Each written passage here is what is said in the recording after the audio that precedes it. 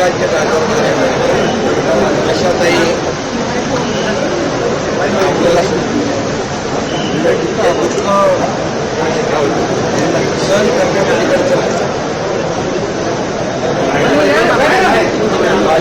म्हणजे त्यांच्या जाण्याने भारतीय संगीत क्षेत्राची न भरून येणारी म्हणे त्यांच्या जाण्याने सप्तसूर हरपले. त्यांच्या जाण्याने खऱ्या अर्थाने तमाम संगीतप्रेमी आज दुःखसागरामध्ये बुडालेले आहेत. तर म्हणजे आशाताई महाराष्ट्राच्या शान होत्या आणि त्या मराठी अस्मितेच्या मानबिंदू देखील होत्या. त्यांच्याबद्दल काय बोलावं, जेवढं बोलावं तेवढं कमी आहे. आज त्यांनी महाराष्ट्रामध्ये जे संगीत क्षेत्रामध्ये उत्तुंग हिमालय एवढं कार्य करून ठेवलंय ते कुठल्याही फुटपट्टीने मोजता येणार नाही. त्याचं मोजमाप होऊ शकत नाही. आणि आज आपण पाहतोय की त्यांनी फक्त मराठी हिंदी नाही तर अगदी गुजराती, बंगाली, तमिळ, मल्याळम, इंग्रजी, रशियन इतर जवळपास 20 भाषांमध्ये गाणी गायली. आणि आजही आता पाहिलं आम्ही गाणी ऐकत होतो त्यांची गाणी जी नेहमीच सुखदुःखामध्ये एक आधार वाटणारी गाणी.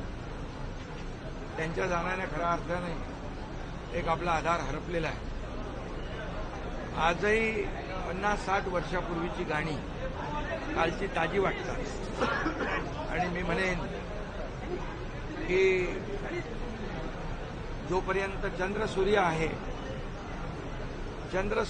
तोपर्यंत त्यांची गाणी अजरामर राहतील आणि संगीत प्रेमींना आनंद देत राहतील. त्यांच्या अनेक आठवणी आहेत.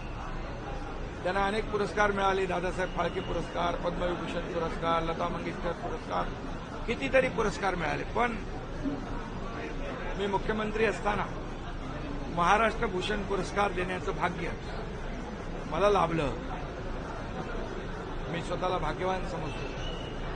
आणि त्यावेळेस त्यांनी अनेक आठवणी, अनेक गोष्टी आजही म्हणजे काल परवापर्यंत देखील अतिशय आपलेपणाने एक कौटुंबिक आणि कुटुंबातील आपण आहोत अशा भावनेने नेहमीच बोलायच्या. खरं म्हणजे सप्तसुरांची गंगा हरपली असं म्हटलं तर वावगं ठरणार नाही. आणि मी त्यांचं दुःखद निधन झालं असं म्हणणार नाही. त्यांनी स्वर समाधी घेतली आहे असं म्हणेन. त्यांनी लाडकी बहीण योजना ही जाहीरपणे त्याचं कौतुक केलं होतं. 1500 रुपयाचं मोल काय हे त्यांनी जाहीरपणे समजावून सांगितलं होतं. आणि त्यावेळेस त्या म्हणाल्या होत्या माझ्या काळात अशा प्रकारची योजना व्हायला पाहिजे होती. कारण त्यांनी गरिबी आणि गरिबीचे चटके सोसले होते, भोगले होते. आणि अशा या महान अशा काय त्यांना शब्द आहे, शब्द अपुरे आहेत. आणि आशाताईंना मी भावपूर्ण शिवसेना पक्षाच्या वतीने श्रद्धांजली अर्पित करतो. माझ्या परिवाराच्या वतीने त्यांना आदरांजली अर्पित करतो. त्यांच्या कुटुंबियांना हे दुःख सोसण्याची ईश्वराने शक्ती द्यावी अशी प्रार्थना करतो. ओम शांती. अनेक आठवणीमध्ये काही आठवणी तर काही जाहीरपणे त्यांनी बोलले होते. आताच गेल्या आठवड्यातच त्यांचा फोन होता मला शिंदे साहेबांना भेटायचं आहे, बोलायचं आहे. मी बोललो मी देतो तुम्हाला भेटा. आणि आता ज्या काही आशाताईंनी आमच्याबद्दल ज्या काही भावना व्यक्त केल्या त्या तर सर्वांसमक्ष आहेत. आणि त्यामुळे एक आपलेपणाची आणि एक परिवारातली एक व्यक्ती गमावल्याचं दुःख आम्हाला सगळ्यांना वेदनादायी आहे. जगाचं नुकसान झालंय, देशाचं नुकसान झालंय, राज्याचं नुकसान झालंय, परंतु खऱ्या अर्थानं ठाणेकरांचं फार मोठं नुकसान झालंय. कारण ठाण्यावर आशाताईंचा प्रचंड प्रेम होतं. अनेक वेळा ते ठाण्यात होत होते. मी त्यांना कार्यक्रमासाठी बोलत होतो, त्या येत होत्या. 8 फेब्रुवारीला एक ठाण्याच्या कार्यक्रमामध्ये तर मी त्यांना सांगितलं होतं की आशाताई, तुम्ही 93व्या वर्षी ज्या पद्धतीने चालताय, बोलताय, गाताय, मला तुमची 100री साजरी करायची संधी जर मिळाली तर मी ठाण्यामध्येच ती तुमची 100री साजरी करीन.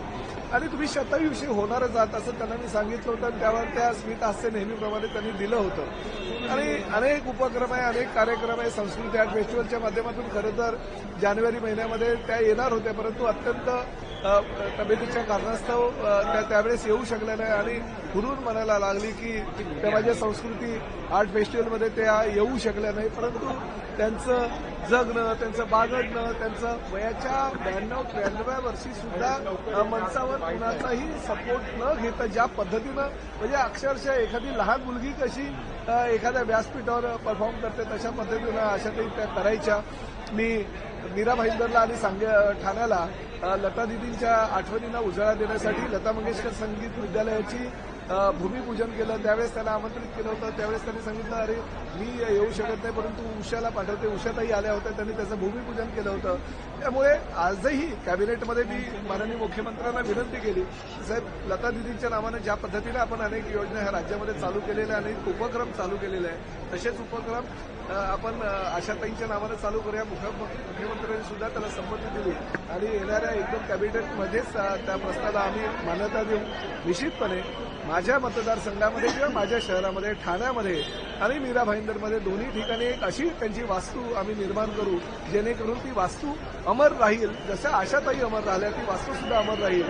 आणि येणाऱ्या पिढीला आशाताई म्हणजे काय, आशाताई म्हणजे कोण, आशाताईचं जीवनशैली आणि आशाताईंची गाणी एका मंचावर एका ठिकाणी बघायला मिळतील, ऐकायला मिळतील.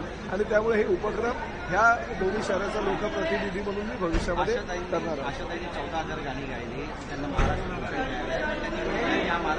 मला भारतरत्न सन्मान आहे. बरोबर आहे. शेवटी कसं आहे की आशाताईंना भारतरत्न मिळणं खरं तर गरजेचं आहे. आणि त्यांना महाराष्ट्र भूषण मिळालं, अनेक पद्मविभूषण, पद्मश्री असे अनेक त्यांना उपाधी मिळालेल्या आहेत. परंतु भारतरत्न मिळणं सुद्धा फार गरजेचं आहे. कारण त्यांनी बघा 80 म्हणजे 8 दशकं त्यांनी गाणी गायली, 80 वर्ष त्या सातत्याने गाणं गात होत्या.